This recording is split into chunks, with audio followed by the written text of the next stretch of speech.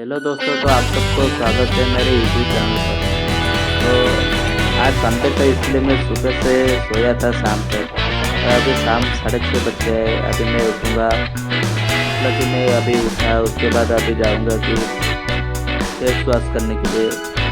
जैसे मुंह को साफ करके उसके बाद थोड़ा हेयर में पानी डाल के उसके बाद निकल आऊँगा हेयर क्लीन करने के लिए, मतलब कि हेयर को सुखाना है। अभी धीरे धीरे हेयर को गरम गरम करके सुखाऊंगा। सुखाने के बाद थोड़ा कंघी लगा के तो साइज करूँगा।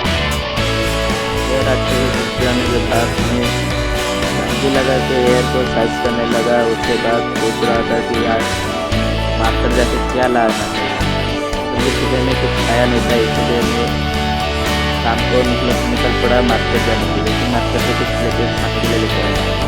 अभी निकलने के बाद थोड़ा सोचा कि अपना फेस भी दिखा दूँ कैमरा में कि कैसा दिख रहा हूँ।